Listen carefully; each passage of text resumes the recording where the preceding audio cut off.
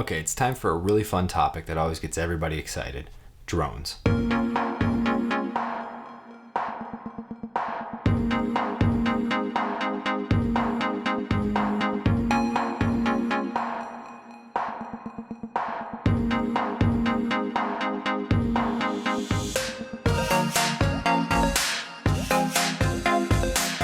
Hey, it's Alex, and exactly 1 year ago I picked up the Mavic Mini before taking it on a trip, and I've been using it ever since. Here are my thoughts. So why did I buy the Mini? Why didn't I opt for a Pro or something bigger and better? Honestly, it just came down to budget. I had a very small budget, I knew I wanted a drone, and I didn't want to have to deal with registering with the FAA. So as soon as I learned about the Mini and that it's 149 grams, just under that legal weight limit that you need to register, I knew that was the drone for me and I was going to buy it. I know the DJI name is, quality stuff, and I trust it. So as soon as I heard that this was a legitimate drone that they made, I went and picked one up.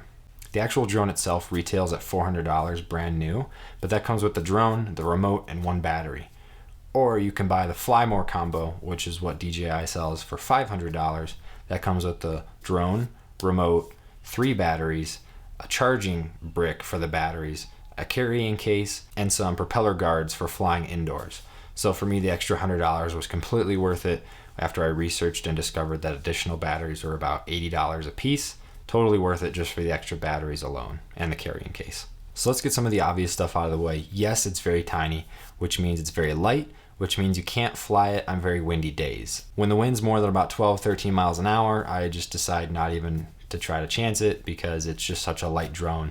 It doesn't like to fight the wind very much. But on the flip side, that's also a really good thing that it's small, because I can easily travel with it and pack it away in my bag.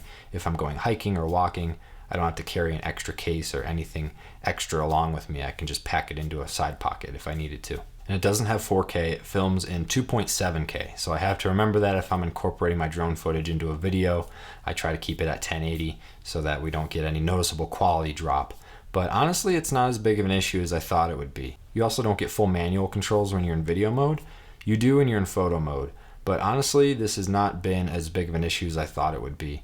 Filming in different kinds of lighting environments and shooting into the sun and away from the sun and just different environments, I've gotten pretty fine and great results with just the built-in camera with not much adjustment at all, and it's honestly done a better job than I thought it would have. Aside from those two things, the small size, meaning you can't fly in heavy winds, and the 2.7K and the lack of manual mode in video, that's really it. This drone doesn't have much else compromised. It's just a small package, it's affordable, and it's really good quality. The images and videos I get out of it never cease to amaze me. It's just such a cool perspective when you can fly and take photos. And it's really easy to fly. Being a DJI product, their stuff is pretty intuitive. I picked it up right away and it was super easy. But for $400, you really can't go wrong. This is a sweet package. But I would just recommend making sure that you do your homework on drone laws, and especially getting your Part 107 drone license if you're going to get paid to do drone footage and drone work. It's kind of a pain in the butt. There's a lot of stuff you got to do, a lot of hoops you got to jump through with the FAA. But it's super important to know, because if you get in trouble flying a drone when you shouldn't be, it can be costly. So it really helps to know the laws and the areas that you can fly.